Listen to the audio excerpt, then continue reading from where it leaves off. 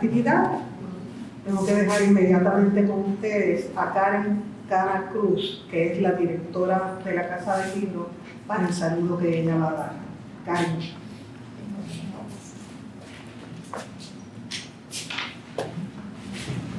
Bueno, buenas noches nuevamente.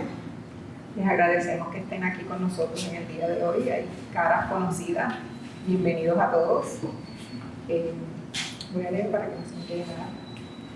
Pues soy la directora de la Casa del Libro. Nos honra estar organizado esta exposición, este foro, en el marco de la exposición Isla Pirata de la Jornada del Grabado Puertorriqueño, que está actualmente llevándose a cabo en la Casa del Libro. Les voy a contar un poquito de cómo es que resulta, ¿verdad?, esta exposición en la Casa del Libro, porque es todo lo que da pie a esta actividad de hoy. El año pasado, mirando mi cuenta de Instagram, me doy cuenta de un post repentino de las jornadas del grabado anunciando que cancelaban de impronto, por causas ajenas a su voluntad, la exposición que se iba a llevar a cabo en otro lugar. Luego diremos. Y me extrañó muchísimo por la forma, ¿verdad?, el verbatim que usaron, así que me comunico con ellas a través de Instagram sin saber quién me iba a contestar. Les pregunto y cuando me contestan pues me ponen al día, ¿verdad?, me cuentan qué había pasado, así que me pongo a su disposición la Casa del Libro para que entonces esa exposición se pudiera dar. En la conversación pues sale a colación que no era la primera vez que la exposición se cancelaba abruptamente. Ya en otro lugar, y ambos sedes del gobierno, pues había ocurrido esto. A medida que va pasando el tiempo, pues también otros detalles van aflorando. Así que a las 2 semanas de esto se monta en la Casa del Libro. Las jornadas que son, increíbles, ¿verdad? Tanto mujeres como hombres grabadores de ese gremio se dispusieron y se hizo, y ellos lo montaron. Así que este asunto de haber cancelado de esta manera a mí me pareció bastante desproporcionado, viendo las obras y sabiendo que en este país, también en otros, precisamente los grabadores han sido los que siempre han denunciado y siempre han protestado y siempre han defendido muchas causas. Así que también entonces me extrañó. En general los artistas son los visionarios, los que están a la vanguardia, los que ven antes que mucha gente, así que eso no me extrañó. Lo que me extrañó es la censura, ¿verdad? El haber, de repente haber cancelado esas actividades. Así que Isla Pirata se convierte en el pie forzado de esto que vamos a hablar esta noche, esta reflexión sobre la censura. Porque estas situaciones se han callado, no se dicen, no se hablan, quizás entre nosotros, entre alguno que otro, pero no se hacen públicamente, así que nos pareció muy pertinente empezar a tener esta conversación públicamente. Agradezco a Rosa Rivera, a Victoria Umpierre y a todas las personas que forman la Jornada del Grabado por la confianza que nos han tenido. Agradezco a Lisset Lugo, al licenciado Félix Velázquez, a Francisco Santiago y a Gaby Sierra por haber accedido y haberse propuesto para estar aquí con nosotros esta noche. Agradezco también que Vanessa Drop, poeta y artista, se haya accedido a moderar el foro. Tenemos que agradecer infinitamente al Museo de las Américas y a su directora, María Ángela López, por habernos cedido este espacio, porque en la Casa del Libro tenemos unas condiciones bien difíciles que en este momento no podemos llevar a cabo esta actividad. Agradezco también, por supuesto, al personal de la Casa del Libro que se trasladó hasta acá, que no es nada fácil, después que uno tiene una casa, ir a montar a otra. Así que para terminar, quiero decir que estas situaciones con la censura, que también van de la mano con eso que ahora se llama cancel culture, básicamente o se desprenden de algo que es mucho más grande, ¿verdad? Y que es fallas lo que sería el derecho a la expresión. Así que, para terminar, quisiera, pues ya que la temática es un poco quisquillosa y puede molestar, todos tenemos diversidad de opiniones, así que pues todo lo que se dialogue, estamos abiertos a cualquier opinión que sea respetuosamente traída. Así que muchas gracias, dejo con ustedes avanzar.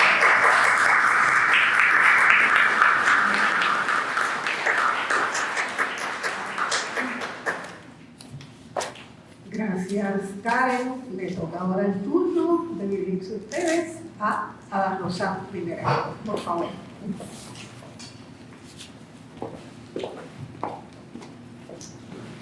Muchas gracias y muy buenas noches a todos. En esta oportunidad soy la portavoz del colectivo de las Jornadas del Grabado Puertorriqueño, que en este mes de abril celebramos 21 años de haber estado constituidos.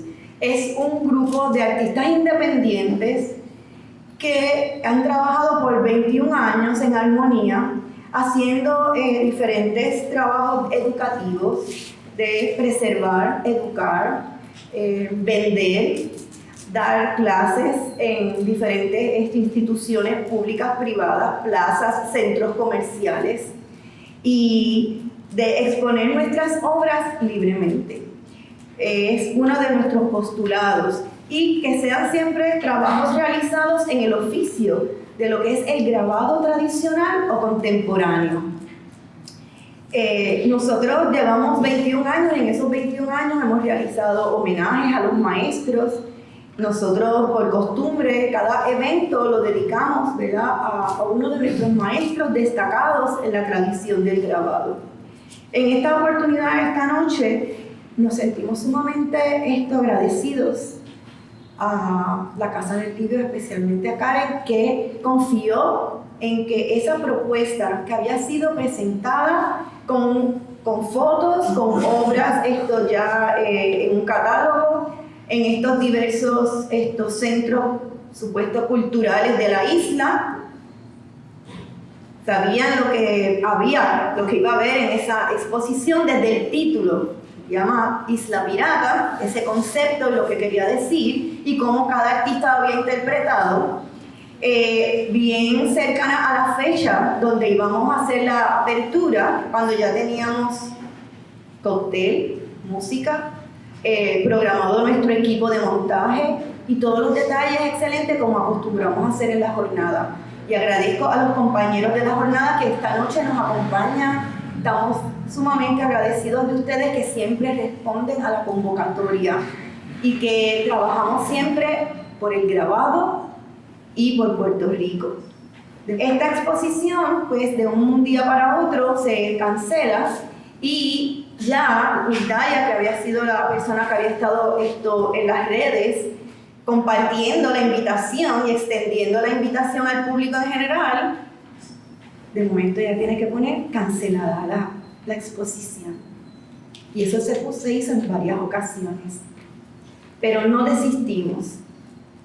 En un momento dado nos pidieron inclusive específicamente algunas piezas que tenían que ser retiradas. Y eso no era posible. No transamos por eso. No estábamos de acuerdo. Cuando la comunicación se dio directamente con la directora de la Casa del Libro, con Italia, ellas hicieron el junte, Italia visitó las salas, acordaron cómo se iba a trabajar y todos los detalles, y nos pusimos en pie de trabajo y se logró excelentemente y los invitamos que pasen a ver esa exposición, porque esa exposición está curada con mucho cuidado y cada artista que ha expuesto su obra ahí la ha realizado bien consciente y bien independiente, bien libre de su interpretación de lo que es Isla Pirata. En esa exposición nosotros hacemos un llamado, un reclamo, y cada obra, si usted la ve en el conjunto, va a ver que sí hay unos postulados bien importantes, como por ejemplo el saqueo de los recursos, las promesas incumplidas, los derechos de la mujer, los reclamos al ambiente, Nos robamos a nosotros mismos, corrupción en todas sus manifestaciones, aves de rapiña, deidades que nos protegen, banquetes entre los amigos del alma, los dos lados de la moneda, resistir para sobrevivir, la ruta soñada, mujeres que resisten, guerreras, cimarronas, tiempos de empoderamiento, conciencia y gozo. Algunos de los títulos que sugieren, ¿verdad?, las obras de los compañeros. Quiere decir que esta exposición, por su contenido, pues fue censurada y fue sutilmente. No se dice directamente porque la cobardía es tanta que no te dicen, no la puedes poner, sino que la podrías cambiar, podrías quitar esta pieza, podríamos negociar. Es que fíjate, esas piezas como que es muy literal. Sin embargo, usted ve los títulos, son poesía. Así que yo no me quiero extender, ¿verdad? Pero las jornadas de grabado tienen un deber de promover, divulgar, preservar, educar, vender obras originales, las técnicas de grabado, tradicional y contemporánea, libremente, independiente. Y hoy, esta noche, agradecemos a la Casa del Libro que confió y nos abrió las puertas, todas las facilidades, su equipo de trabajo en la Casa del Libro que nos ayudaron en ese proceso de montaje y de gozándola. Así que no me quiero extender porque quiero que los compañeros traigan el tema y cualquier pregunta al final pues tendremos la oportunidad de conversar. Gracias al Museo de las Américas, a su equipo de trabajo también que siempre dice presente en estos casos difíciles y en otras exposiciones así controversiales. Así que muchas gracias y buenas noches.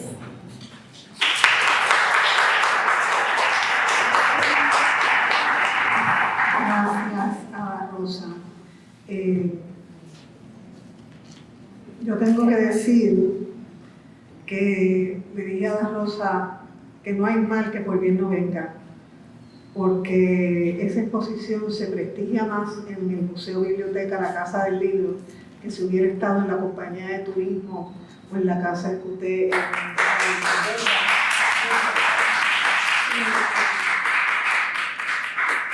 Yo me tomé unas libertades para escribir esto que les voy a leer, que es un poco sentar el terreno, moverlo un poco para la conversación que vamos a tener con estos 4 distinguidos panelistas de la tarde de hoy, que los voy a referirlos a todos ustedes al programa que se acaba de repartir para que conozcan el nivel de cada uno de ellos y no tener que ocupar tiempo presentándolos, y mientras lo leemos en el momento que sea, pues tenemos aquí 4 estrellas en cada uno de los renglones que trabajan.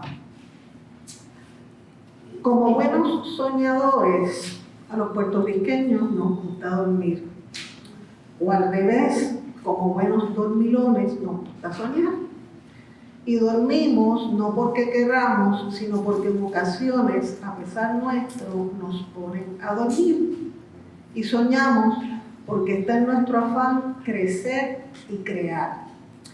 Dormidos estuvimos por décadas creyéndonos el progreso económico y la economía robusta como la red eléctrica, hasta que empezó la recesión a fines de la primera década de este siglo.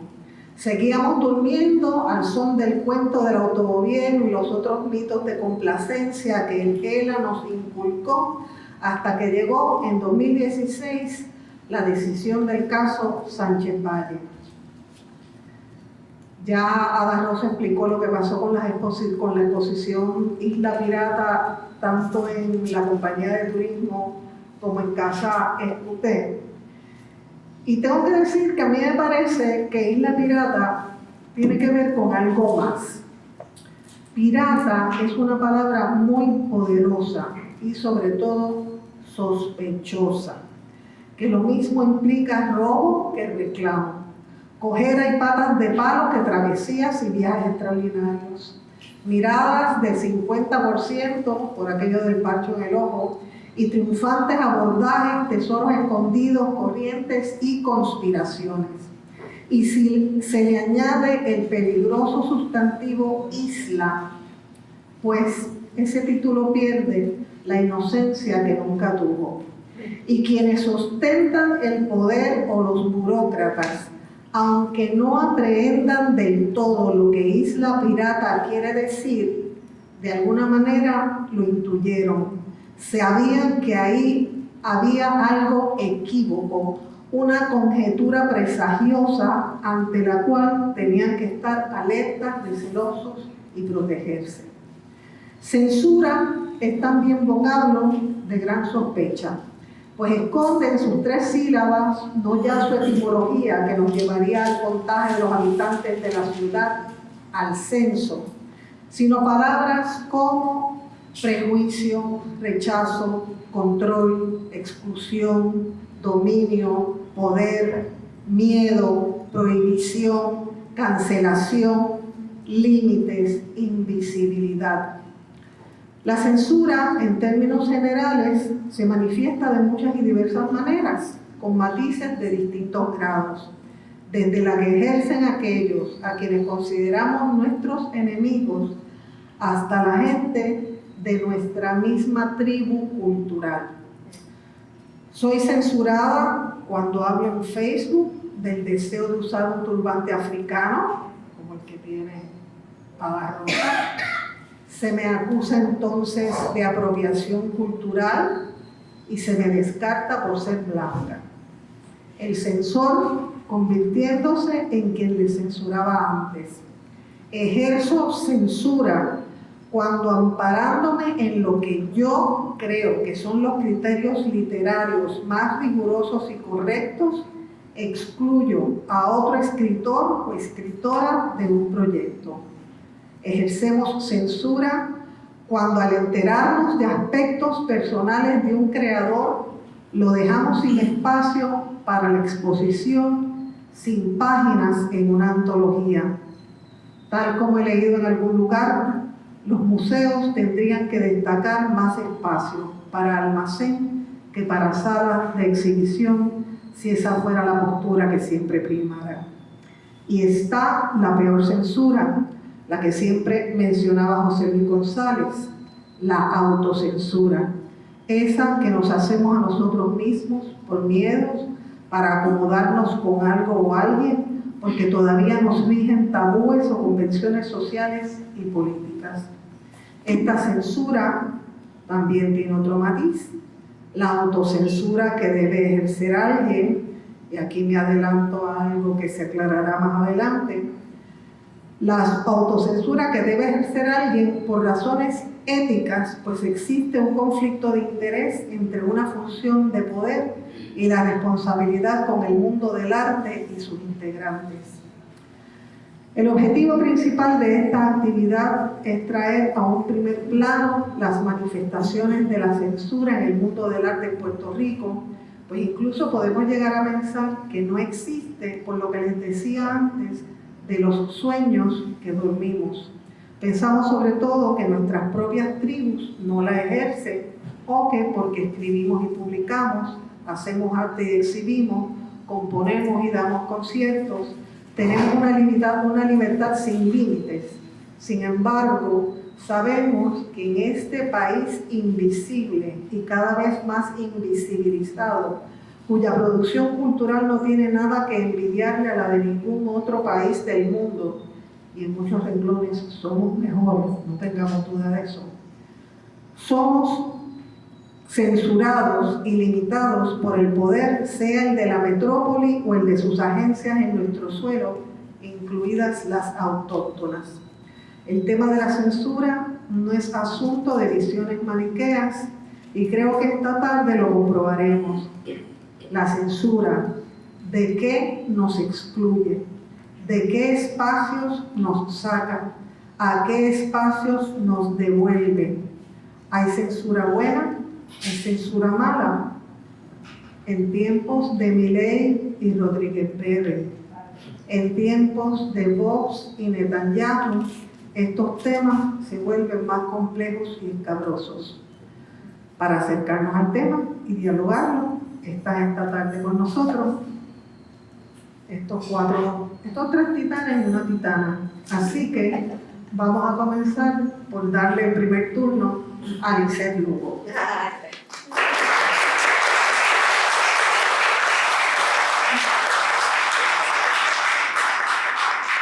Saludos, ¿cómo están? Qué bueno verles y que hayan sacado su tiempo para estar aquí en esta discusión.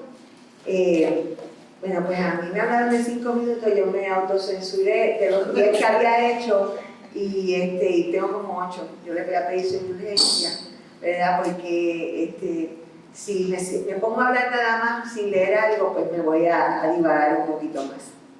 El oficio de un artista es crear, expresarse, comenzar con el pensamiento y plasmarlo en formas, movimientos, música, imágenes, palabras, metáforas y símbolos.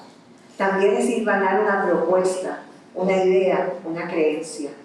La obra de arte invita a quienes la observan a la lectura, a la reacción, a la comunicación. No es en esencia tan diferente el oficio del artista al oficio de vivir, porque todo ser humano piensa y crea su realidad y circunstancias, o al menos así debería ser. Sin embargo, basta una mirada retrospectiva, histórica, de la trayectoria de la humanidad para entender que ha existido y persiste la violencia, la inequidad, la servidumbre, la explotación y el genocidio. Así que la utopía del artista o el ser humano, disfrutando de su libertad de expresión, de su vuelo creativo sin limitaciones, de su derecho a inventar e innovar, no siempre ha sido permitida, aceptada o tolerada. Es un conflicto antiguo, es un juego de poder, es un proceso colonizador, es represión, es mordaza, es censura. Tristemente, a pesar de la progresión de los siglos, de los adelantos tecnológicos, de las guerras y agresiones al planeta, la humanidad no parece aprender.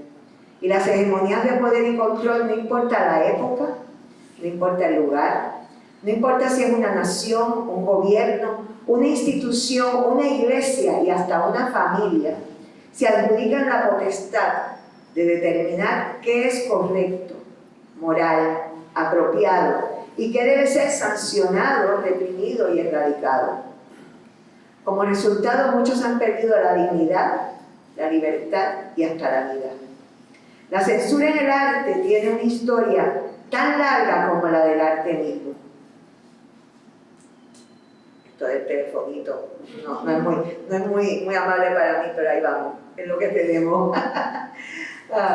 Bueno, decía, la censura en el arte tiene una historia tan larga como la del arte mismo.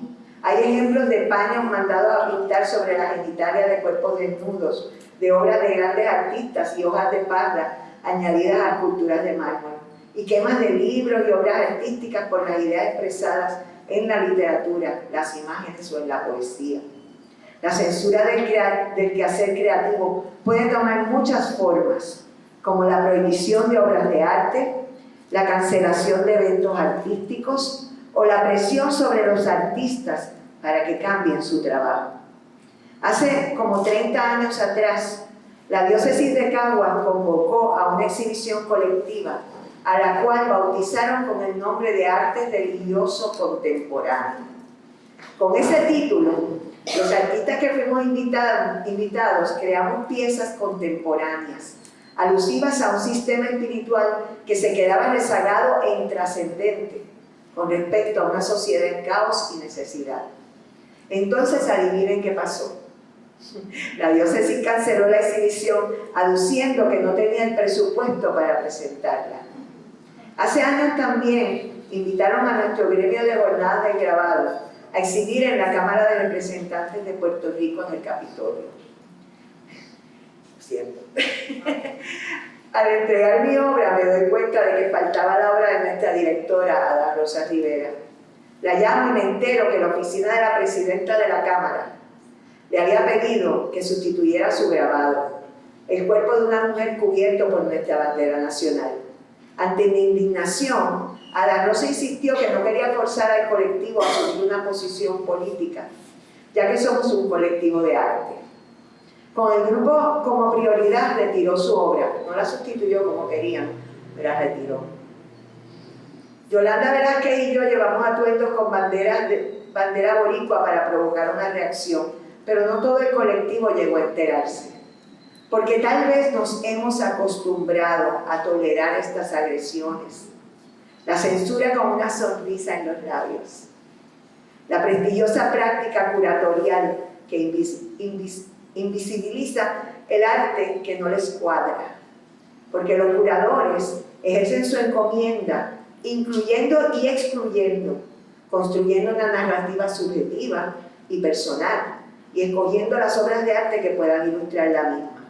¿Censura? Puede ser.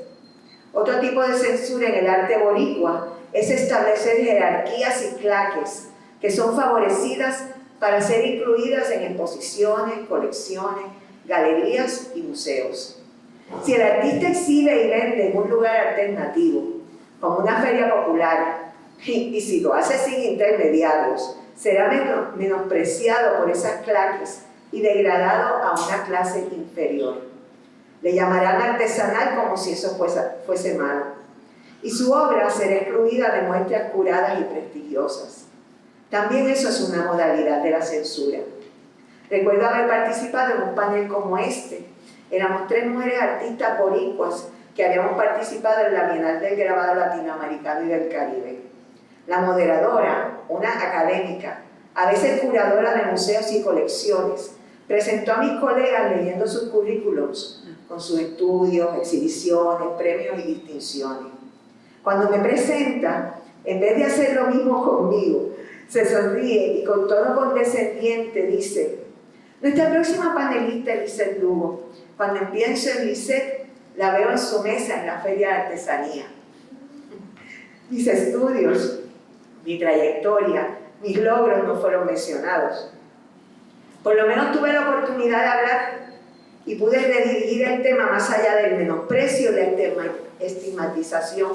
Incluso pude establecer la importancia de esos espacios alternativos que nos amplían la posibilidad de proyectar nuestro arte, trascendiendo las paredes de los museos y las galerías. En cuanto a la exhibición Isla Pirata, muestra colectiva de la Jornada del Grabado, el tema que abordamos en esta etapa de madurez del gremio es totalmente político. Contrario a nuestra previa exhibición en el Capitolio, Isla Pirata se configura como un fuerte planteamiento político del colectivo. Eso pasó de una forma muy mágica. Muy lindo, pero no hay tiempo. No importa si la o el artista crean una imagen onírica, poética, revolucionaria, mordaz, satírica, enaltecedora o espiritual. Isla Pirata es política en su totalidad. Y sabemos cómo se polariza la sociedad y se exacerban las emociones con estos temas. Yo no conozco los pormenores, aunque ahora me enteré de algo que yo no sabía, pero de cómo ocurrió ni por qué nuestra muestra fue censurada. Claro, no tenemos una clara idea. Los datos son que íbamos a montar la exposición en la sala de turismo y se pospuso, se volvió a posponer hasta que vino la negativa. Luego se repitió la historia en la casa Escuté en Carolina. Parece que todas las denuncias que conforman esta muestra, que la fuerza en las imágenes y los contextos le movieron el suelo a estas instituciones y a las personas que las representan.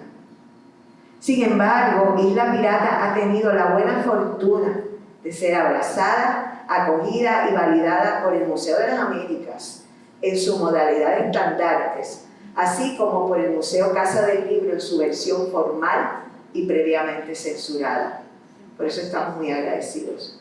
También ocupamos el espacio en el Fortín Conde de Miraflores en la Isla Nena, en Vieques, de una manera muy especial y con unas dedicatorias muy especiales también. El principio fundamental que se lacera con la censura en cualquiera de sus modalidades es la libertad. Hay expresiones artísticas que pudiesen ofender sensibilidades que le faltan a la estética, pueden ser sórdidas, depravadas, pornográficas, violentas o de mal gusto. No se tienen que apreciar ni celebrar, sin embargo, tienen derecho a ser. Porque todo juicio, opinión o apreciación será subjetivo y podría cambiar sujeto a cualquier determinante o circunstancia. Por supuesto, los límites que habrá de salvaguardar son aquellos extremos que pudiesen causar grave daño corporal o poner en riesgo la vida. Pero si las transgresiones son a las estructuras que nos controlan, nos denigran, nos prejuzgan, nos amordazan o nos silencian, bienvenidas sean las creaciones artísticas que logren trastocar con su mensaje aquello que nos atrasa o perjudica. Que el arte siempre sea creado en total libertad, que nutra nuestro espíritu y que rompa las camisas de fuerza que imponen la censura y la intolerancia. Gracias.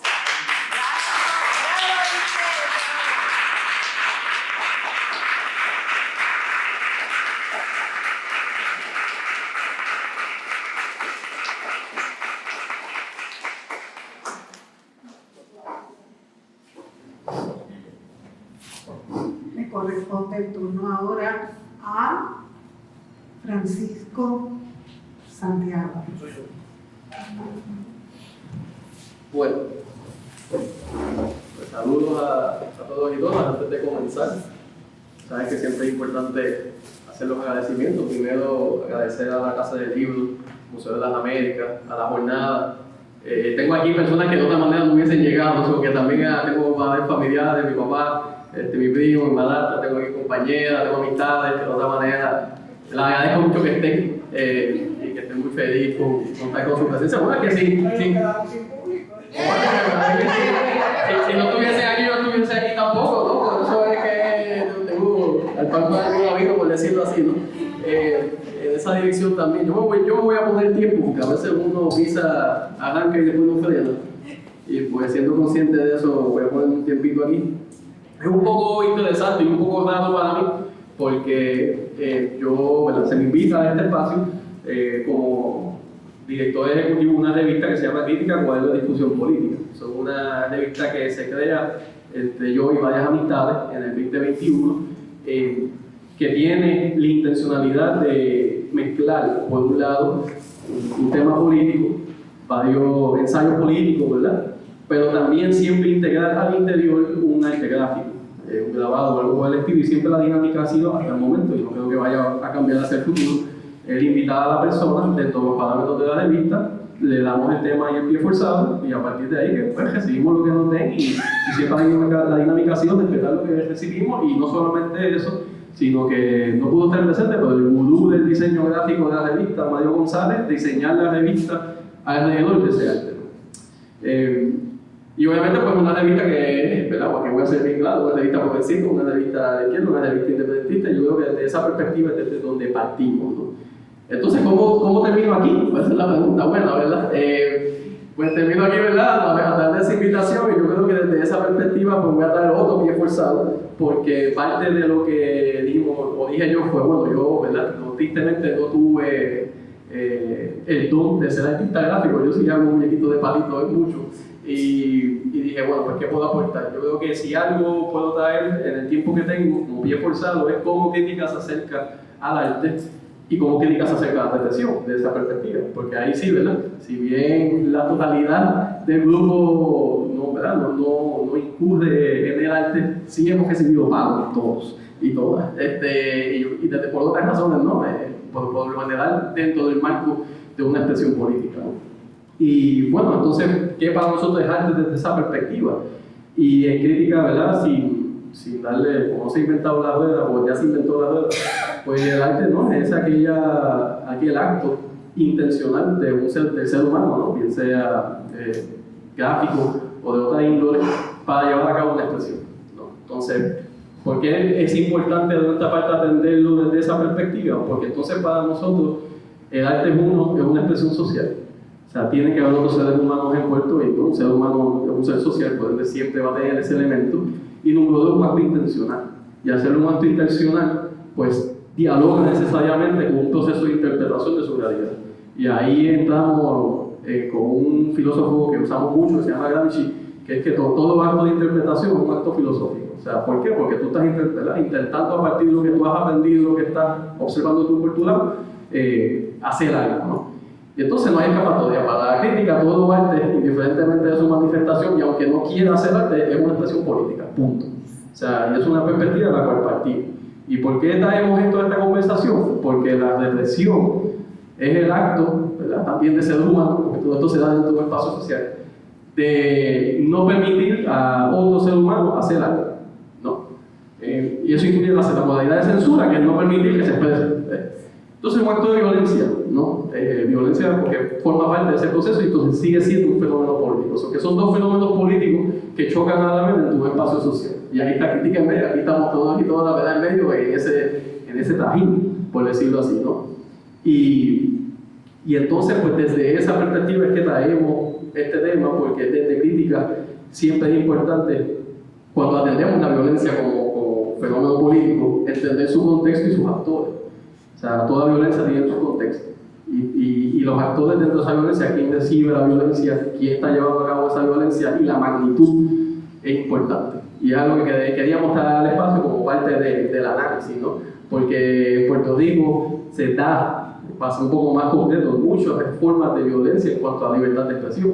Desde personas que no necesariamente van desde el arte, pero están expresando un argumento político y reciben una represión directa del Estado. Desde personas que, ¿verdad?, hacen un mural con la intención propagandística de llevar un mensaje político, llegan los guardias y los arrestan y le meten un delito menos grave, y están los abogados teniendo que bregar con ellos. Que era abogado también me estoy anticipando. Y también se da dentro del acto de la censura, como ya han expresado en gran parte de las compañeras, ¿no?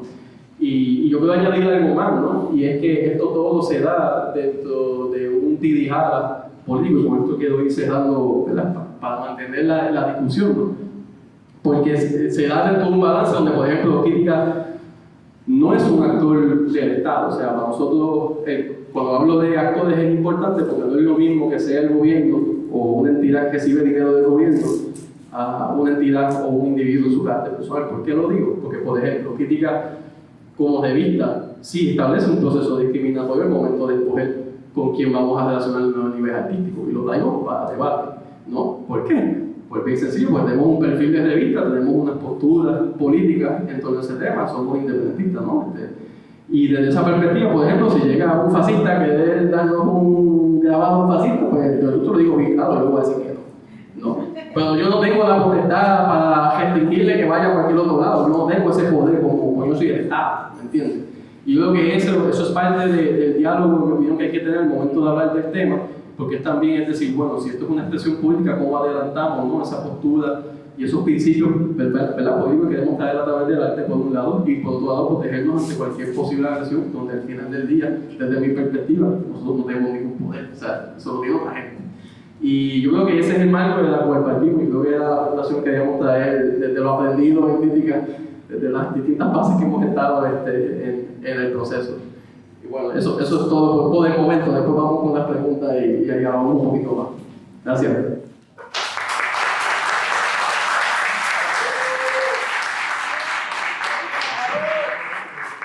Me toca dar el cierre ahora. Muy buenas noches. Primero, antes quiero agradecer a todo el mundo que está aquí presente, a la Casa del Libro, a la jornada de grabado por la invitación.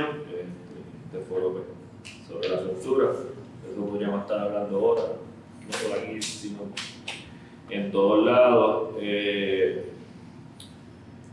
Yo verdaderamente voy a hablar bien en general también. Entiendo que deben venir preguntas del otro lado hacia acá para entonces crear un aspecto de diálogo. Yo voy a hablar desde el aspecto quizás en un proceso creativo yo como individuo, en donde el desarrollo de las artes no puede ser condicionado.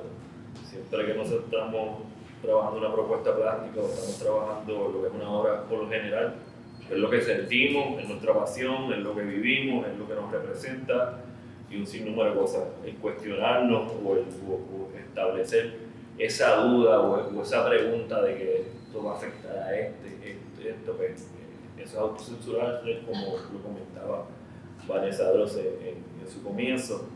Y en ese sentido, pues, los aspectos políticos, sociales en los que vivimos son unos añadidos que se suman a los procesos de censura. La política va avanzando de una manera muy extraña, los partidos van avanzando muy extraños con una perspectiva de censura, no solamente en las artes plásticas, sino en diferentes propósitos de cómo hay que convivir y cómo hay que coexistir. Yo voy a encontrar todo eso, esto como que ellos me dicen cómo ir, pero yo voy a encontrar ustedes porque verdaderamente no soy una persona de seguir directrices. Estos procesos creativos, lo que yo como individuo, que uno expone, lo que uno siente, es un aspecto de comentar cómo uno como individuo, además de ser artista, el Estado te atropella, cómo tú vas contra lo que te interponen. Y en muchas ocasiones, pues sí, eso se convierte en un aspecto de que el mismo Estado pues, te quiere censurar. ¿Sabes? Son cosas que he vivido en el pasado, censura. El UMA me estuvo buscando hace 2 años atrás. Aquí viví una experiencia pues, en el Museo de las Américas, donde tuve una exposición hace 2 años, en donde uno de los 3 de los auspiciadores de la exhibición era la compañía de turismo, Voy Turisteando y Fondo Legislativo. Al tercer día de la exhibición, estas 3 agencias pidieron retirar sus logos. Yo no entro tanto en detalle eso, obviamente. ¿Por qué? Porque lamentablemente muchas de estas organizaciones, muchas de estas instituciones dependen de esas ayudas gubernamentales para poder sufragar y vivir cada año. Y en ocasiones pues, uno traga hondo y dice, bueno, entiendo, yo no quiero afectarte a ti, pero sé lo que está pasando. Al final esto se convierte en un logro independiente como ciudadano, como artista, como individuo, que verdaderamente le llegó, le impacta. Y lamentablemente estas organizaciones tienen que mendigar anualmente el final de año fiscal, ir a buscar dinero para poder sufragar por respirar 1 año más de vida, cada vez recorte presupuestario y todas esas cosas. Y esos son aspectos de censura que quizás no se ven abiertamente, pero ocurren a las organizaciones también, como la Casa del Libro, que se abre para exponer estos espacios y estas obras, que a su vez se ven afectados también porque dicen, estos están de acuerdo con esto, vamos a empezar a trancar acá. Y eso como artistas también nosotros le debemos a estas organizaciones y debemos apoyar en ese sentido. En ese sentido, yo en aquel momento pues, sabía lo que estaba pasando, yo me lo disfruté, me lo que bueno, retíralo. Tengo un antes y un después de lo que es la pared titular con los logos y sin los logos. Y yo creo que ese es el efecto de impacto que uno puede tener como artista. El establecer pues, que lo que le ocurrió a ustedes, tanto en la compañía de turismo como en la Casa Escuté, es un logro también, es un logro de que los mensajes que están llevando es algo correcto, es algo que están informando con una veracidad, y eso pues sí está mal, obviamente, pero sabemos cómo son los gobiernos, y donde ellos no puedan quedar mal, pues siempre van a ir por donde estrangular. O sea, en ese sentido, los procesos creativos de cada artista no se deben limitar, no se deben estrangular uno mismo, no se pueden, ni se lo digo, los procesos creativos se viven, son una pasión, ¿sabes? Si le afecta al otro, es que están haciendo algo bien, o sea, están trabajando por buen camino, están llevando el mensaje correcto, que es el que ellos, está la incomodidad. Igual que Francisco, pienso que ahorita podemos tener otras más conversaciones. Yo voy a hablar de otros casos, otras cosas que hemos pasado recientemente, pero quiero darle también tiempo al otro compañero y después pues, hablar de otras cosas que están pasando actualmente en el país y cosas pues, censura, pues, que las artes están censuradas de muchas maneras y todo es político.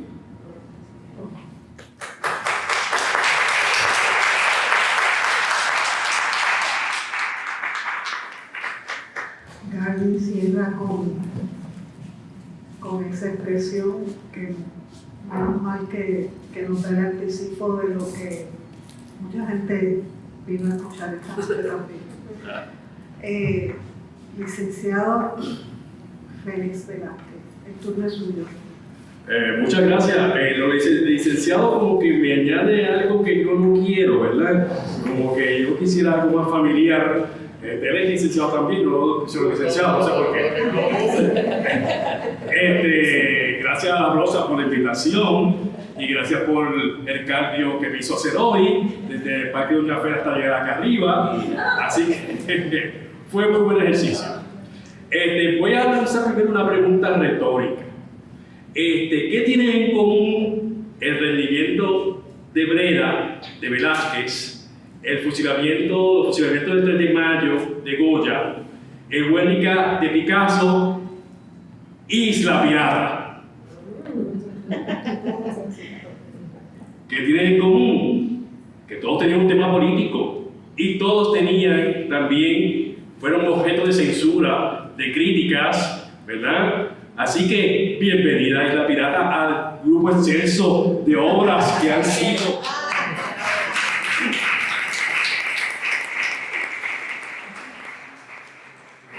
el arte.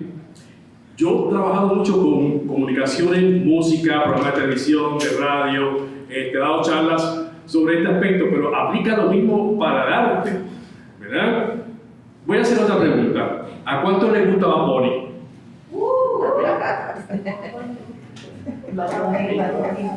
A él le gusta, ¿verdad? Y otros lo odian, y otros, ¿verdad? Y no lo quieren, lo censuran. Yo creo que el germen de la libertad de expresión y de la censura lo tenemos un poco todos dentro de nosotros.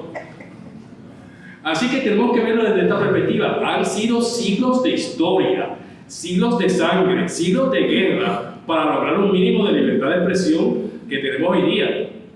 Noam Chomsky, el filósofo y lingüista, decía que si no respetamos la libertad de expresión de otros, no tenemos libertad de expresión para nosotros. Así que es necesario. Cuando en 1789 se añadió en la Constitución de Estados Unidos la Carta de Derechos, esa famosa primera enmienda, que es la que recoge lo que es libertad de expresión, que dice que el Congreso no aprobará una ley que coarte la libertad de prensa y de palabra. Suena muy bonito, ¿verdad? Así escrito. Obviamente, originalmente lo que se quería era tener, ¿verdad?, cómo poder criticar al gobierno. Era la función. Cómo criticar al gobierno de Jorge III, que es de Inglaterra, y a los ingleses, porque los estadounidenses, pero en aquel momento no eran estadounidenses, eran colonos, estaban siendo oprimidos, estaban siendo perseguidos por sus ideas políticas, ¿verdad? Y luego esta cláusula, esa bonita cláusula, obviamente la utilizan los propios americanos con los Estados Unidos para oponerse a aquellos que hablen en contra del gobierno de Estados Unidos, ¿verdad? Así que lo utilizamos convenientemente, se utiliza convenientemente. Esa misma cláusula es la que compone lo que es el artículo 2, sección 4 de la Constitución de Puerto Rico. Nosotros como los puertorriqueños nos copiamos esa cláusula y la añadimos ahí. Pero, ¿qué pasa? Después de 1789 hay un montón de casos. La Constitución, esa cláusula en particular se hizo como oposición al gobierno. Y hay un montón de casos que empiezan a surgir. Y esos casos son resueltos por los tribunales. Esos casos son resueltos por los tribunales. Y entonces le toca a los tribunales determinar cuál es el alcance de la libertad de expresión y en qué medida vamos a recortarla, a censurarla, ¿verdad? Así que hay unos teoristas de la comunicación y abogados, juristas, que piensan que la libertad de expresión debe ser mucho más amplia. Por ejemplo, en la teoría del mercado de ideas, que es como si usted fuera en un supermercado y todas las ideas, con todos los potes y todas las carnes y todas las leches tienen que estar ahí y usted escoge el que le gusta. Si fuera lo contrario, pues tendríamos la misma marca de habichuela, la misma marca de arroz, la misma marca de carne. Y entonces, estos teoristas, no, tenemos que brindarle libertad de pensamiento para escoger al público, ¿verdad? Otros dicen que no, esa teoría simplemente se hizo para criticar al gobierno. Pues bien, les digo, varios casos del Tribunal Supremo de Estados Unidos que obviamente pues, aplican aquí en Puerto Rico, han tenido que lidiar y han tenido que darle forma a eso que es libertad de expresión. Antes que se olvide, hay un caso en Puerto Rico de hace unos cuantos años, par de décadas, no sé si ustedes se acordarán de él. El caso era de una obra de teatro que se llamaba Chicos cantando y bailando desnudos. Esa obra de teatro se iba a dar en el Teatro Tapia. Y esa obra de teatro, después de que le habían dado la fecha del Teatro Tapia, dijeron no se puede presentar ahí, sacrílego, y los allí se levantaron y todo. Entonces ellos trataron de hacer un interdicto para obligar, ¿verdad?, a que cumplieran, pero como ya tenían fecha de venta, pues lograron conseguir otro teatro. Pero eso es un ejemplo, por ejemplo, de cómo el gobierno le pone trabas, ¿verdad?, para poder intervenir. Hay un caso que se llama, que llegó al Tribunal Supremo de Estados Unidos, Cohen versus California. Me encanta ese caso. El chico tenía 19 años y para criticar contra la guerra de Vietnam tenía una camiseta, decía "Fuck the draft". Entonces, el chico lo criminalizan por una ley que existía en California de que eso es un atentado contra la paz y contra la convivencia social, bla, bla, bla. Ese caso sigue su trámite hasta que llegó al Tribunal Supremo y el Tribunal Supremo lo absolvió, le dicen no, es que eso tiene libertad de expresión. Y hay un comentario que me parece bien acertado de un juez del Tribunal Supremo que se llama Harley, que decía que la vulgaridad para unos es la lírica para otros, ¿verdad? Así que es subjetivo y el arte no podemos abstraerlo, ¿verdad?, de que solamente es estética. El arte tiene un contenido siempre, va a tener un contenido político, cultural, económico, histórico, siempre está atado a ese tipo de contenido. Hay varios casos también adicionales. Hay algunos que yo pensaba que eran media hora, así que tengo que resumir en 5 minutos. Yo no sé por qué siempre pensé que era media hora, pero vamos. Sí, esa era la totalidad.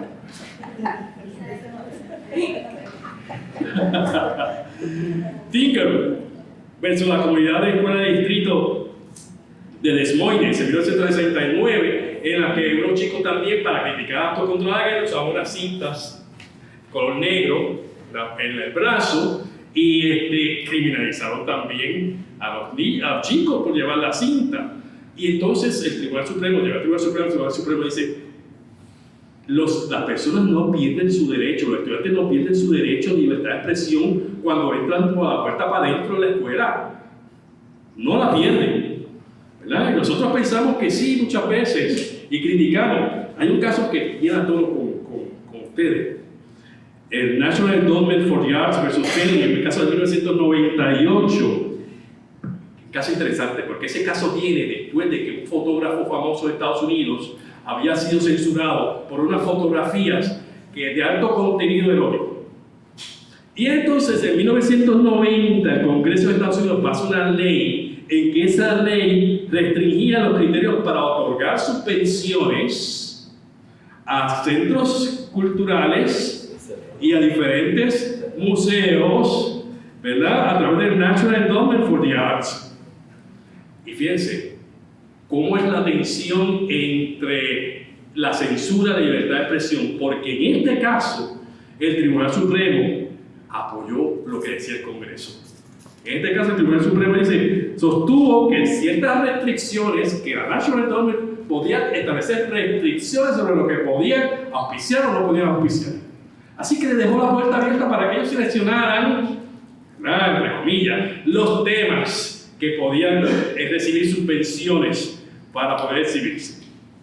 Hay otros casos también muy importantes. Un caso que fue del Congreso de Estados Unidos, una exhibición que se iba a hacer de arte en Estados Unidos, de unos estudiantes de arte en Estados Unidos, y porque tenía un contenido político también, los congresistas le obligaron a eliminar la exposición, fue a los tribunales. Y el Tribunal Supremo ahí dijo: no, el Congreso puede determinar qué arte es que se exhibe en beneficio del Congreso, ellos son los que escogen, ¿verdad? Así que hay una tensión siempre entre la libertad de expresión y la censura. Hay varios casos también, no sé si ustedes se acuerdan de The Holy Virgin Mary de 1999, que el alcalde de Nueva York quiso censurar esta exposición. Naturalmente es bien difícil. Hay varias razones por las cuales el Tribunal de Estados Unidos y en Estados Unidos, aplicado a Puerto Rico, se ha limitado, cortado la libertad de expresión, aspectos como la paz y el orden público, aspectos como la gubernamentabilidad, whatever that means, ¿verdad? Aspectos como la moral social, whatever that means, ¿verdad? ¿Quién determina todo esto? Pues el gobierno, pues, finalmente lo evalúa un juez. Así que yo creo que tenemos que estar vigilantes y tenemos que reclamar los derechos. Porque lo que hemos ganado en la libertad de expresión es porque la gente se ha atrevido a reclamar esos derechos. Y no podemos dar un paso atrás. Tenemos que realmente seguir, cada vez que tengamos este tipo de situaciones, como hicieron ustedes, seguir en la lucha, seguir luchando por imponer y por lograr la libertad de expresión, porque al fin y al cabo la libertad de expresión es lo que nos abre los ojos a la vida y es la que nos da una mentalidad mucho más amplia para vivir el mundo en el que estamos viviendo.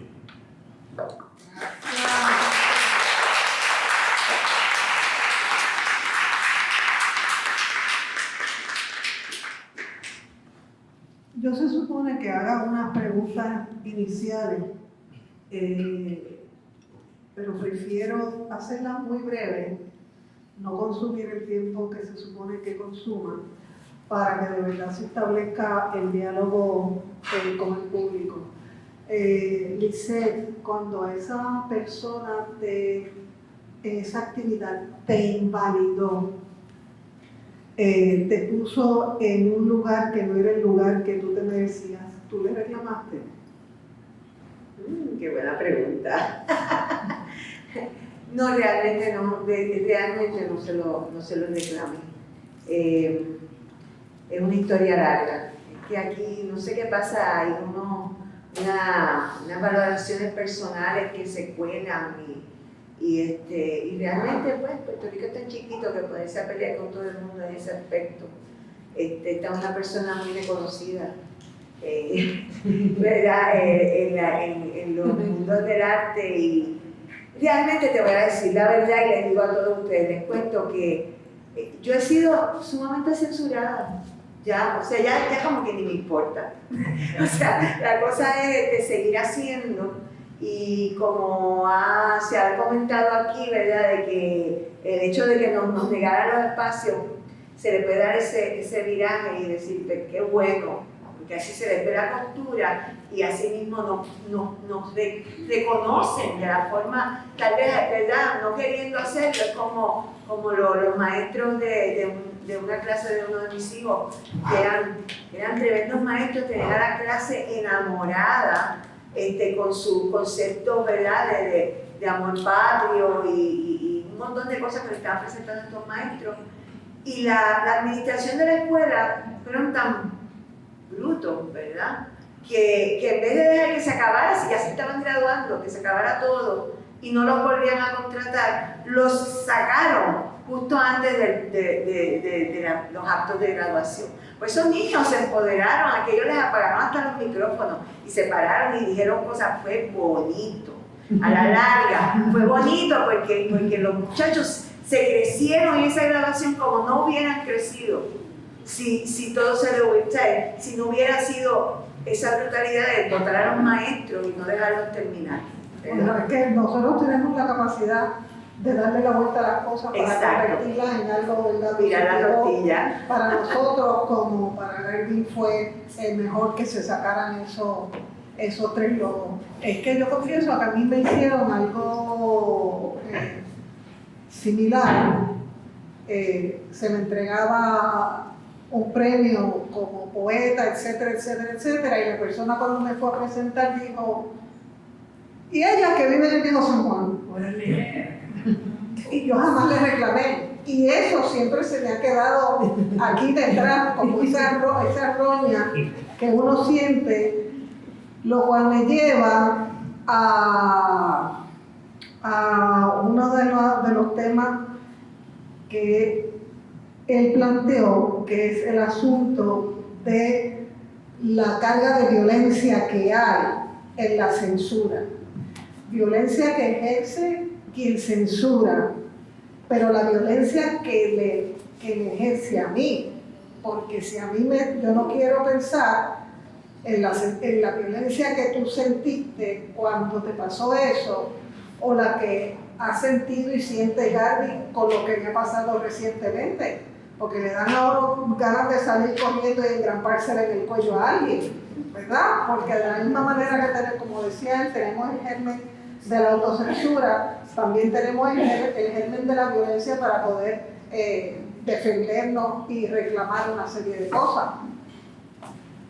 Bueno, es que yo ahí vuelvo a enfatizar mucho el tema del contexto y de quiénes son los actores. Y siempre voy a insistir mucho en eso, porque la dinámica y la magnitud de la violencia va a ser muy importante dentro de eso. Te voy a dar, por ejemplo, algunos ejemplos. Para mí, por lo menos, no es lo mismo que pues, lo que haya pasado, Calvin, etcétera, en donde les retiren dinero, amenacen a una institución por exponer una obra de arte como una forma de censura, ¿verdad? Eso es una cosa, y para mí eso es bien grave en el sentido de que es una forma indirecta del gobierno de tratar de evitar que se lleven a cabo ciertas expresiones de ideas dentro de un espacio. Pero te voy a dar otra muy interesante que, por ejemplo, fue algo interesante que pasó en Río Piedra. En Río Piedra yo estuve muerto, pero tenía amistades que sí. Pero en Río Piedra hay una calle donde había unos grafitis, unas obras de arte, unos murales. ¿Qué ocurre? Que allí había un grupo de estudiantes, se llaman, no me acuerdo el nombre, pero que es un grupo que trabaja con cauce dentro del espacio Río Predense y dentro de una reunión comunitaria del espacio con los chamacos. Ellos decidieron, por iniciativa propia, decir, bueno, como eso es una pared pública, y es verdad que hay un arte ahí, pero una pared pública, vamos a pintarle por encima con la historia de Río Piedra. No, yo desconozco si hubo un diálogo o no con los artistas, etc. Lo que yo sí sé es que después de que se hizo todo el proyecto, pues vinieron uno u otro de los artistas bastante molestos, ¿no? Y pues le quitaron por encima. Y pues eso es parte, a lo que voy con esto es que como seres sociales no estamos exentos, incluyendo las y los artistas, no están exentos del espacio del entorno social, y nuestro entorno social es uno colonial, es uno violento, y por ende va a haber de eso dentro de las dinámicas que vayamos a hacer. Inclusive, por ejemplo, el arte protesta es un arte que surge en reacción a una violencia, por lo general, ¿no? Por ejemplo, cuando me estoy tomando la libertad, cuando Calvin, por ejemplo, hace un arte gráfico en protesta por el tema de Playuela o en protesta por una acción de la policía en contra de estudiantes, por ejemplo, que eso pasó, pues es en reacción a una violencia, ¿no? O sea, que yo creo que parte del tema es, al momento de sentarnos a analizar, bueno, y en mi caso yo lo analizo porque siempre tengo el interrogante de, a partir del análisis, ¿qué voy a hacer después? O sea, ¿cuál va a ser mi próximo paso? O sea, no quedarme, sino, bueno, ¿cómo yo adelanto mi postura de no violencia, por ejemplo, o la postura política que uno está defendiendo en esa perspectiva? Pero yo creo que, un poquito para ir amarrando, de una perspectiva de quien actúa y de quien expresa arte o expresa una opinión pública, nuestro entorno, que es un entorno violento, pues uno tiene que bregar con la posibilidad muy alta de que lo que se reciba como reacción pues pueda hacer eso, ¿no? Y en un espacio público donde hay diferencias de opinión, cuando uno expone su opinión, pues las probabilidades de que venga una reacción negativa van a ser muy altas. Y eso es parte de la dinámica. Yo creo que la preocupación mía más bien es de una perspectiva más de accionar político, de bueno, cómo yo trabajo para que cuando venga la reacción o no me acallen totalmente o pueda avanzar en lo que estoy tratando de trabajar, ¿no?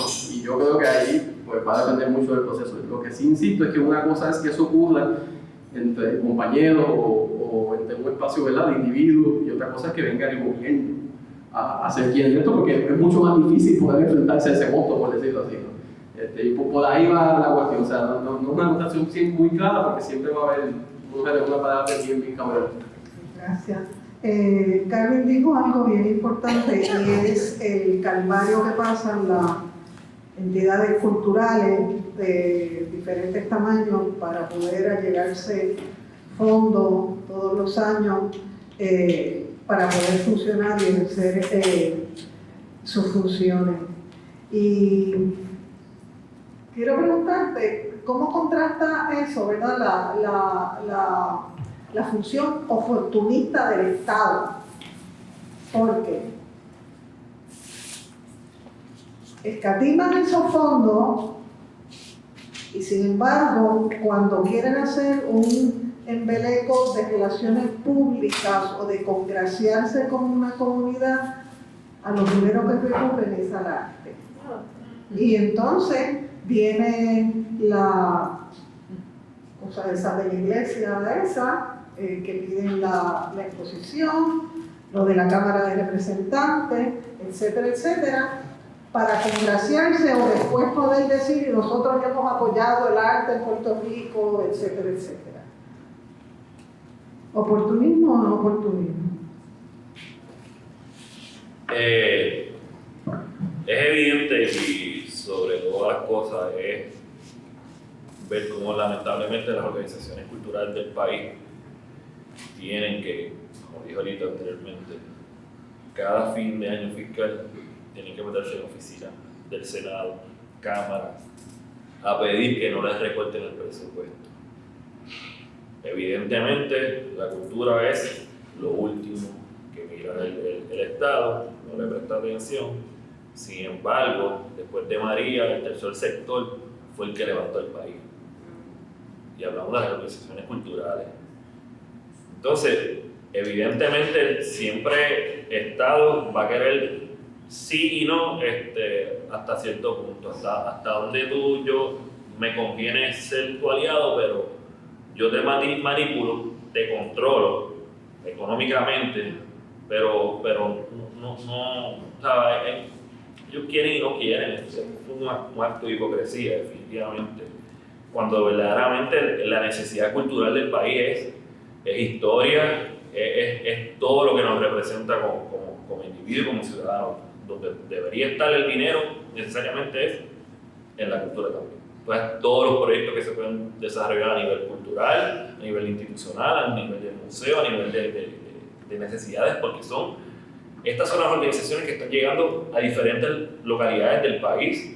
En el mundo. Sí, y esto es lo que está cambiando, esto es lo que se tiene que independizar para poder ver, porque el Estado siempre le va a dar la espalda y es a conveniencia. Cuando es algo bien bonito, entonces voy al lado tuyo para tomarme la fotografía. A mí me parece terrible es que la gente del mundo cultural somos la changa.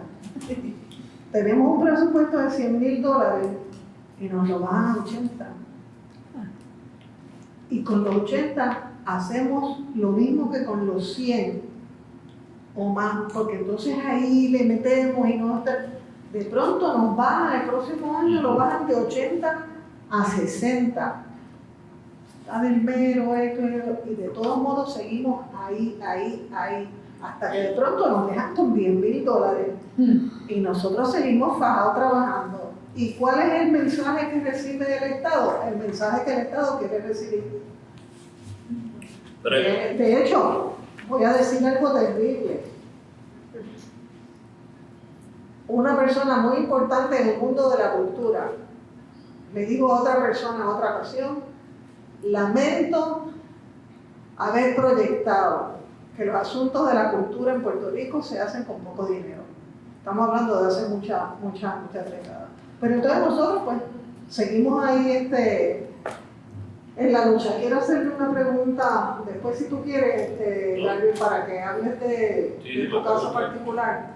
A mí me interesó de tu presentación que tú fuiste caso por caso por caso, porque un tema como este no podemos hacer generalizaciones. Igual que cuando hay un caso de censura, como lo hemos visto a lo largo de los años, pues tiene que ser cada uno analizado muy particularizadamente para no caer en ni manicaísmo ni en generalización, porque cada caso es especial y particular. Voy a preparar un compendio de casos para pasárselo a la Rosa para tu clase, para que analice un poco los aspectos éticos y legales en el arte. Ciertamente, lo que vemos es algo de lo siguiente. Poniendo como analogía a ese refrán que dice, ojos que no ven, corazón que no siente, podemos poner ojos que no ven, cerebro que no piensa. Pues gran parte de lo que se ha hecho para limitar el gobierno, las expresiones, incluyendo el arte, es precisamente tratar de buscar aquellos medios por los cuales ponerle un tapabocas a expresiones que ellos creen, y ellos tienen miedo, porque es miedo, ¿verdad?, de que realmente contradiga la posición de ellos. Pero ¿cuál es el miedo? O sea, la gente tiene que pensar por sí mismo, la gente tiene que analizar. Nosotros hemos visto cómo, por ejemplo, se ha hecho, ha surgido casos y situaciones en los cuales el gobierno ha limitado el foro. ¿Qué ha sido el foro? Por ejemplo, hay propiedades como son teatros municipales o estatales, centros comunales, museos que son subvencionados por el Estado, todo este tipo de sitios en los cuales el gobierno tiene un control. Y ellos, pues obviamente, se ven en cierta manera en la posición de voy a exhibir todo aquello que sea favorable a mi ideología y todo lo que no es contra mi ideología, pues lo vamos a limitar.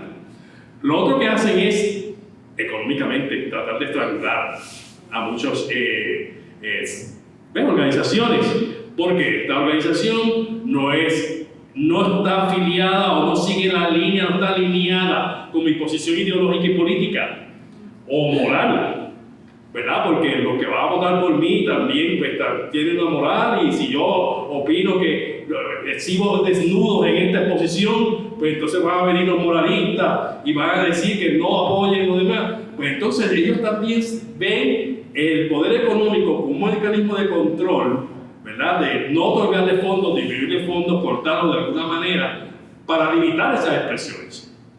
Así que yo quiero ver, porque estamos pasando por un proceso de transformación, o sea, estamos hablando de que la tecnología actual, los nuevos medios, han cambiado en gran medida las reglas del juego. Estamos hablando de que la manera en que se transmite, la manera en que se divulga, la manera en que se consume, ¿verdad? Cualquier tipo de contenido es diferente. La Internet ha un poco democratizado eso y ha hecho llegar cosas que el gobierno quizás no pueda limitar. Y esto implica también los desafíos legales y éticos que muchas veces vamos a tener que enfrentar, ¿verdad? Y el gobierno pues, va a tener que enfrentar también. Así que yo creo que tenemos que visualizar esto como una tensión que existe entre la expresión artística y las ideologías políticas en las cuales cada cual va a estar tirando, y obviamente los tribunales muchas veces son los que van a estar resolviendo estos casos, y tenemos que estar, por eso es que digo, tenemos que llevar los casos a los tribunales y tenemos que seguir empujando el carrito, ¿verdad?, hacia la libertad de expresión, porque si nos quedamos dados, pues en mi casa me enseñaron, yo no sé nada de ustedes, ¿verdad?, porque eso de quedarse dado y poner la otra mejilla como que no me hacía sentido. Así que yo creo que hay que responder de alguna manera este tipo de agresiones.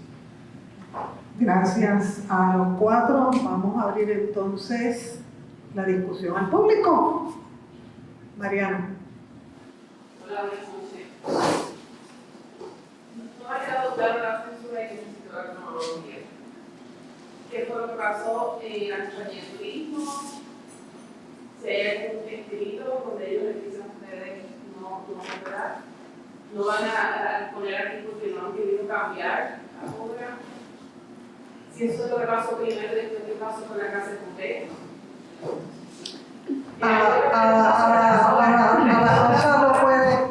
Rosa lo puede explicar. Sí, el contenido de las preguntas, o sea, el contenido de las obras. Sí, bueno, la propuesta era clara desde un principio, desde el tema, el título de la exposición, y cuando se hace la presentación se incluyeron imágenes de las obras. Nunca te lo van a dar por escrito, mi reina, porque ellos no se van a comprometer. Ellos te lo dicen como bajo el radar. O sea, por favor, ¿tú crees que tú tendrías en consideración?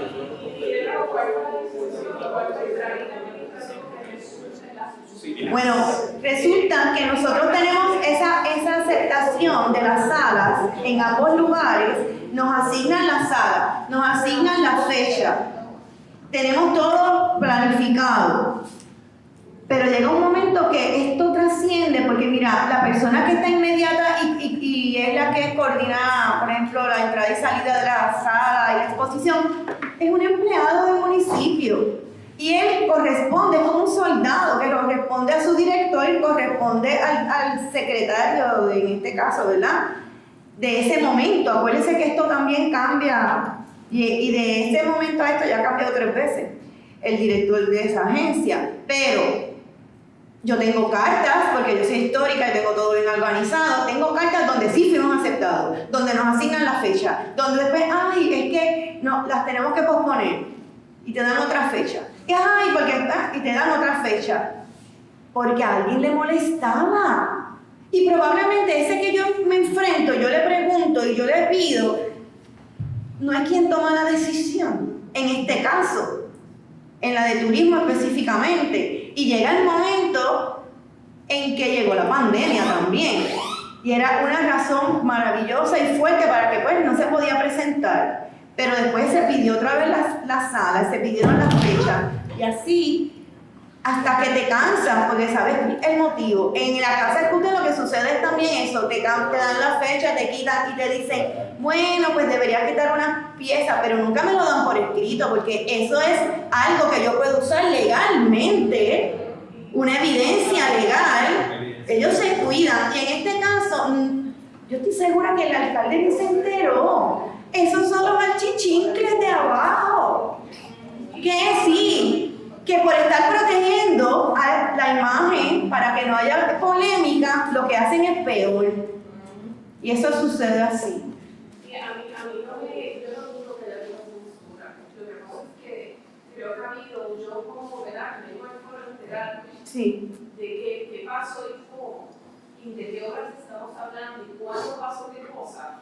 Dentro de todo lo que han dicho no me ha quedado claro, yo no dudo que haya censura, ¿verdad? Pero Bueno, cuando te dicen, podrías quitar esta pieza porque dicen, las playas son nuestras. Una de las piezas que piden. Sí. Una pequeña intervención, Mariana, te invito a que pases a ver. sí, Exacto, a todos. Es importante que fuera claro a todos, pero hay gente que no entienda, que no entiende, pues Claro. la disposición para que pueda responder. el proceso administrativo de que llegó a la censura, es lo que quiero Sí, sí. decir. Yo no dudo que haya censura como yo de derecho en la Hay un caso en el que elecciones. hay evidencia escrita que no entendemos qué ingenio se le ocurrió ponerlo por escrito, y de eso nos puede hablar Garvin y el caso que ha tenido con el proyecto de la poligráfica. Voy a hacer una cronología, una pequeña historia de cómo ocurre lo que me está sucediendo hasta el día de hoy.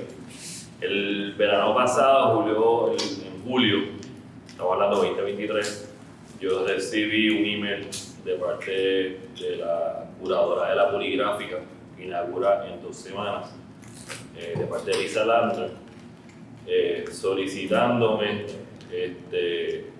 3 tipos de obras.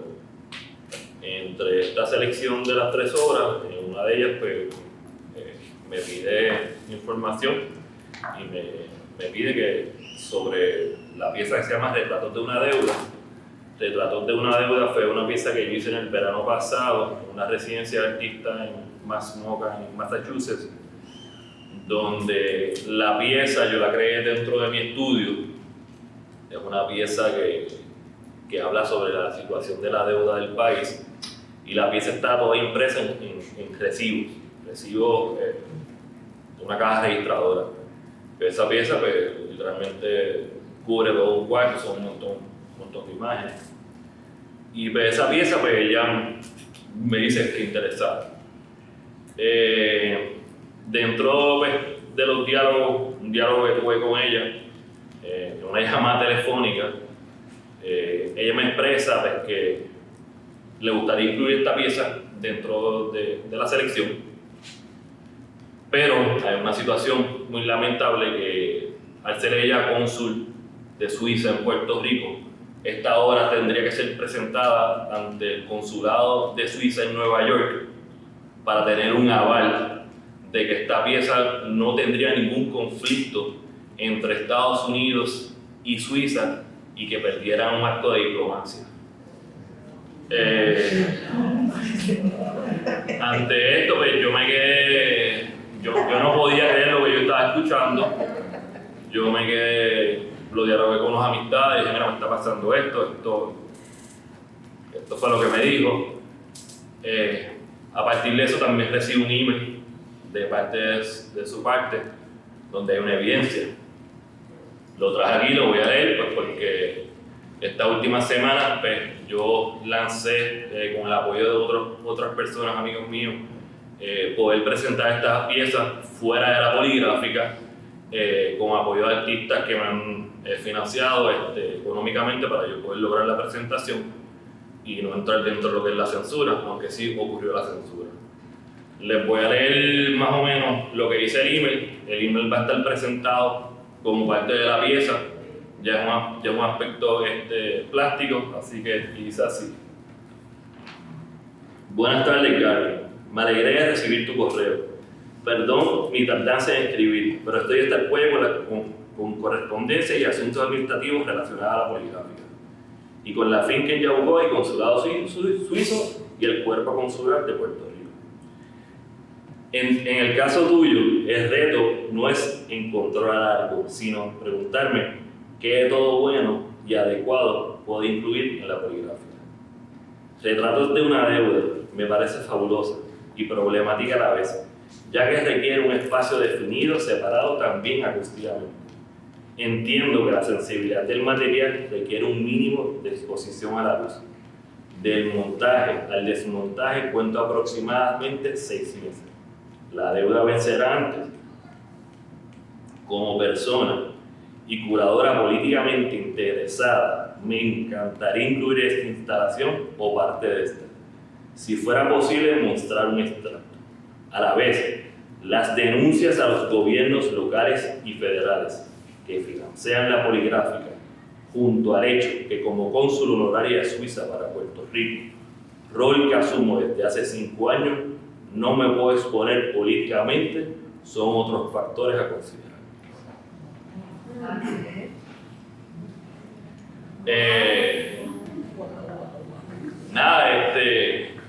Ante esta situación, yo decidí escribir una carta al director del Instituto de Cultura Puertorriqueño diciendo que no me interesa ser parte de la poligráfica, en donde me retiro, no me interesa, le explico en detalle todo lo que me había ocurrido. Y nada, pienso que es un logro, definitivamente, lo dejaron por escrito, es el aspecto de censura. Me da mucha lástima a todos los compañeros artistas puertorriqueños que son parte de esa muestra, porque están siendo manipulados, está siendo una exposición tergiversada que no nos representa. Está siendo una muestra literalmente manipulada por el gobierno, donde verdaderamente quieren presentar lo que ellos quieren. El jueves pasado recibí una llamada telefónica de parte de Marta Pérez García, donde está retirando su pieza en apoyo a esta censura, que la agradezco públicamente. Estas son cosas que pasan. Ha sido un logro, ha sido una semana intensa. Me han llamado mentiroso, el mismo curador. Ha sido una cosa bien atropellante a mi persona, pero prevalecerá la verdad, está por escrito. No tengo nada que esconder, mi obra habla de la situación del país. Quizás, como alguien dijo, estamos en años de elecciones, pero si quieren controlar la cultura, yo no me voy a prestar para eso. O sea, no me voy a prestar.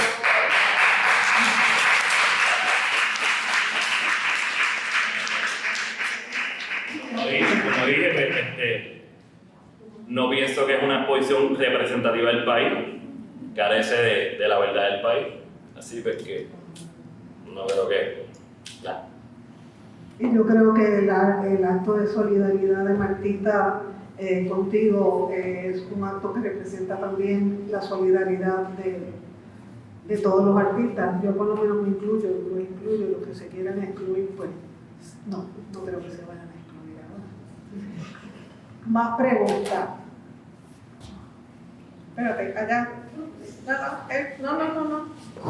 El que está cerca de usted, no. Sí. Buenas noches. Todos y una invitación al artista. Primero voy a empezar con la invitación. Hay una figura muy importante de la política puertorriqueña que me gustaría que tratara más de Luisa Castillo. He visto mucho en la gráfica o en distintas artes y no sé si es desconocimiento o porque fue la artista, que eso no se habla mucho. Pero también hay muy poca información de Luisa Castillo. Segundo, pregunta, ¿cómo se puede dar cierto tipo de censura razonable? Por ejemplo, grupos fascistas que invitan a la violencia, al racismo, etc. Ya he escuchado que la señora Lugo, uno de ustedes, después se tiene una sutil que gustaría que abordaran. Y segundo, ¿cómo distinguir el arte del puro panfletismo, de la pura propaganda? ¿Quién quiere contestarle? Son dos preguntas para estar aquí, lo que son las respuestas bastante raras.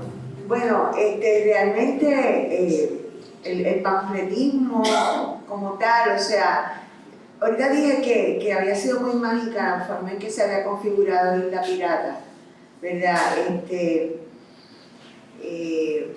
Me encantaría, ¿no la has podido ver todavía? No, Está buenísima. Sí, bueno, pues o sea, panfleto, ¿quién determina qué es panfleto o qué no? Cuando tú traes, por ejemplo, también una alternativa fascista, o sea, realmente yo creo que tiene que haber, como hablaron del supermercado, tiene que haber, o sea, tenemos que tolerar, y no me gusta mucho esa palabra, pero, o sea, hasta lo que no nos gusta, porque es como el ejemplo de Bad Bunny. O sea, a mí personalmente no me gusta, aunque pueda, qué sé yo qué, en algún momento admirar algunas cosas que han pasado, pero tiene que existir, porque yo decido que no me gusta, no existe, entonces ya ahí se configura la censura y la agresión. Así que podemos discernir, podemos escoger, pero tiene que haber la posibilidad de que, a menos que sea algo sumamente, o sea, definitivamente atente contra la vida de las personas, eso no lo podemos permitir, hay unos límites obviamente que son, pero tenemos que permitir que todas estas expresiones ocurran, ¿verdad? Porque si no, ¿quién decide? ¿Quién se pone el gorrito de juez y de ejecutor también, ¿verdad? Porque eso es lo que siempre ha ocurrido realmente, así que yo creo que el panfleto, bueno, pues si es panfleto, es panfleto. Y si da el salto a otra cosa que nos impacte más y que nos... ¿Por qué hay censura para empezar? Porque hay miedo de que lo que expresamos cambie la percepción de la persona, como ha ocurrido a través de la historia. O sea, ha habido unos saltos cuánticos a través de obras de arte, de poesía, de literatura, ¿verdad? Cosas que antes no se pensaba que se pudieran ni ver, hoy en día ya son comunes, ¿verdad? Así que, salvaguardando eso, pues hay que entender que la libertad es lo más importante aquí. Y no podemos permitir. Y fíjate, déjame hacer una aclaración de ahorita. Yo no le reclamé a la persona directamente, pero aproveché el espacio para decirlo. Si esa persona fue inteligente, lo tiene que haber entendido. Si no, no importa, porque lo que importa, al fin y al cabo, es la conquista de estos espacios de expresión y la conquista de la libertad de poderlo ejercer.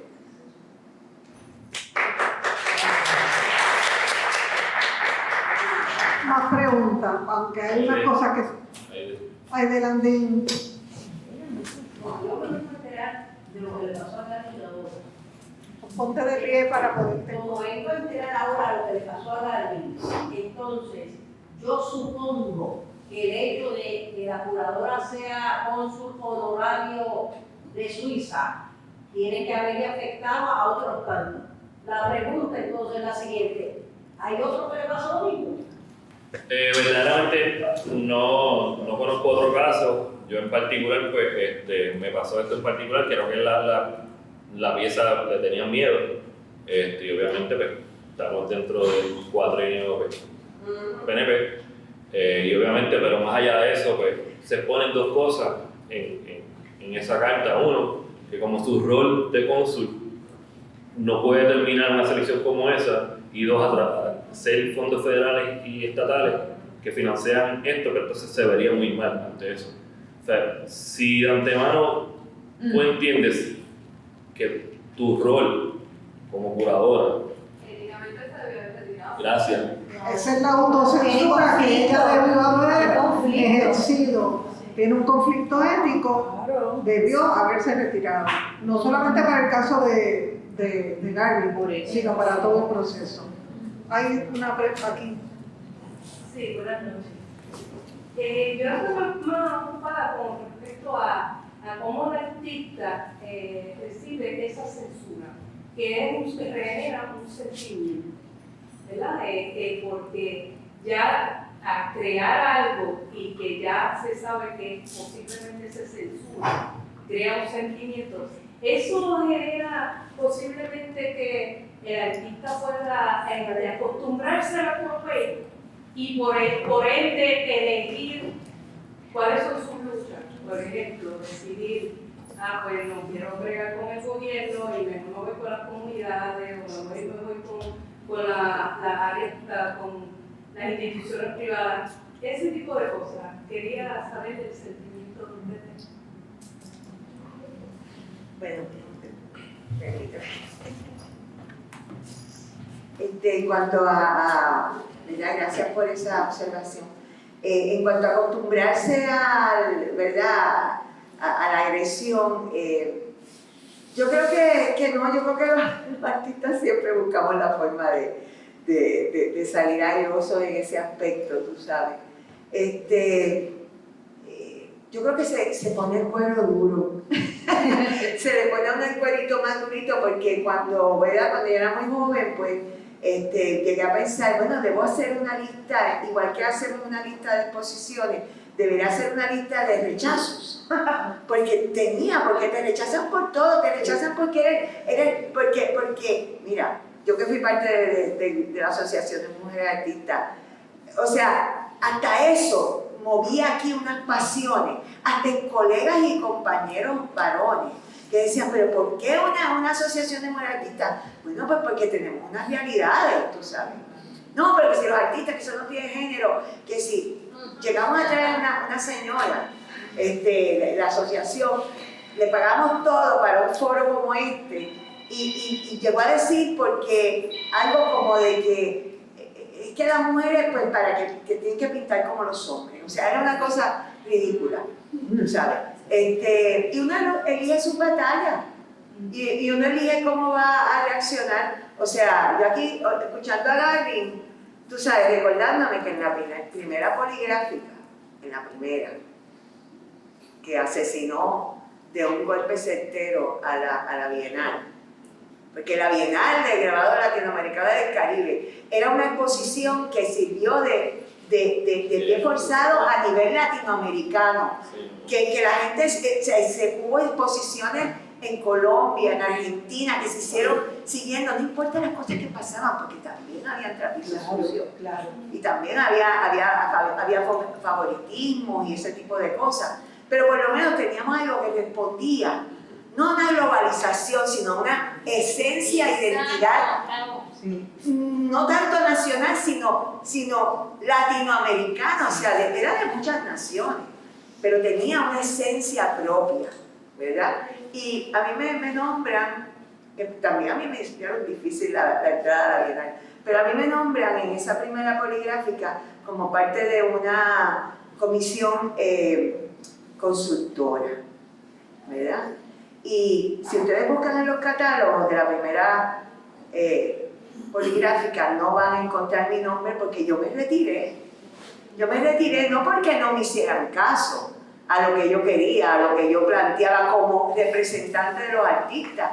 Era porque ya las decisiones estaban tomadas. O sea, no nos escuchaban. Y yo lo pregunté, bueno, ¿para qué somos buenos? Y se quedaron mudos y gagos y de todo. Y yo dije, debe ser que es que yo soy ignorante. Y soy solamente un artista y no conozco cómo se mueve el cobre aquí en esta cosa. Y después hice una carta y me retiré. Moviendo un poquito hasta la persona que me nombró, o sea, que me había apoyado en otras circunstancias. Pero cuando llega la cosa de lo que es correcto o no para cada persona, lo que es correcto o no para mí, y va más allá del agradecimiento a esta persona que en algún momento me apoyó mucho, en censura, porque aquí yo tengo muchas historias, pero no daría tiempo. Hay que decir, no sé si lo recordarán, que esa trienal, la primera trienal poligráfica, que como todo, y usando una frase muy de moda, tiene sus luces y sus sombras, fue uno de las primeras actividades donde los curadores pasaron a ser más importantes que los artistas. Eso se empezó a establecer, entre otras cosas, con esa trienal. ¿Alguna otra pregunta? Yo traje nombre de Agente, algunos de aquí me conocen. Trabajo en la Universidad de Puerto Rico, y traje un poquito de historia, pero esta no es la primera vez que ocurre algo similar en vías de una bienal, trienal, o vamos a hacer exposición cuando tengamos dinero. Y quiero traer esta colación de la historia de la cuarta bienal de San Juan. Voy a leer el libro que escribe Flavia Marichal, que fue la directora y curadora de esta exhibición. La cuarta bienal debió haber inaugurado en 1976, sin embargo no se pudo concretar.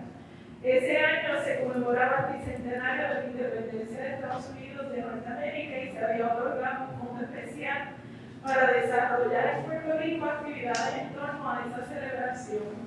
En el mes de marzo, los artistas se enteraron de que la Bienal había recibido un donativo de ese fondo y consideraran una afrenta que se utilizara la obra de un artista puertorriqueño para celebrar en la colonia las efemérides de la independencia del poder dominador, a pesar del respeto que aquel gran acto merece.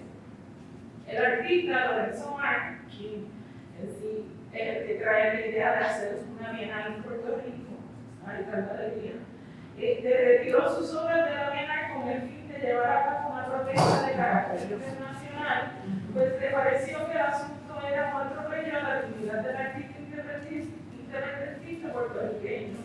Según él, no podía aceptar esa situación cuando en Estados Unidos tenían en la cárcel a los dictadores y otros compañeros que eran los presos políticos más antiguos de América Latina. Se puede celebrar la independencia lograda como revolución de los Estados Unidos, pero en Puerto Rico se ataca a los independentistas y se les tilda de subversivo. Posteriormente, el artista Antonio Martorell renunció como miembro de la comisión organizadora y otros artistas retiraron sus obras. La protesta de los artistas no pretendía que cancelara la bienal. Sin embargo, Luis Manuel Rodríguez Morales, director del Instituto de Cultura, en ese momento y su junta de directores tomaron la decisión de cancelarla, a pesar de que las obras estaban enmarcadas y todo estaba listo para la inauguración. Era año de elecciones en Puerto Rico. Se consideró que no era conveniente tener más fricciones políticas. De esta controversia surge entonces la idea de celebrar la bienal en años nones para evitar que coincidiera.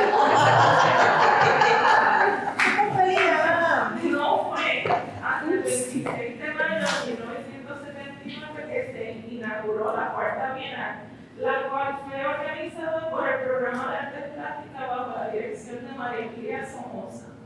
Se eliminó la comisión consultiva de las bienales anteriores y permaneció la comisión organizadora, a la que se añadió un artista grabador, José Realicea. También se incluyó por primera vez un puertorriqueño como parte del jurado internacional, que fue Antonio Martínez. Lamento mucho que esté pasando por esto. Yo, como parte de mi trabajo documentando la en Puerto Rico, pues me llamaron para que prestara atención a lo que estaba sucediendo y pude lograr capturar de Facebook todo el diálogo para poderlo archivar dentro de mi archivo de artista, etc.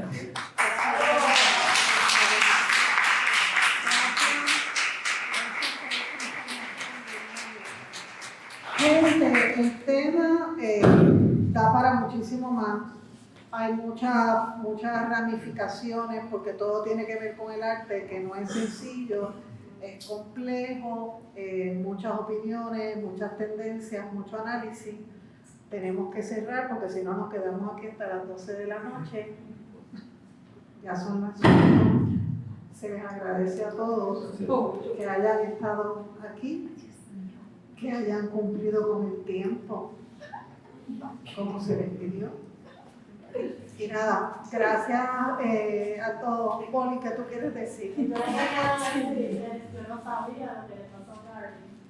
Y yo hago un llamado a todos los que vamos a participar en la regla que nos hagamos. Porque eso no es justo, es una censura, es un tipo de censura súper cobarde. ¿Quiénes más están aquí que están participando en la poligráfica? Pero chicos, yo creo que o nos unimos en momentos así, o nos unimos. En la sexta bienal hubo también una contrabienal. No, contrabienal 2 veces. Contrabienal, claro.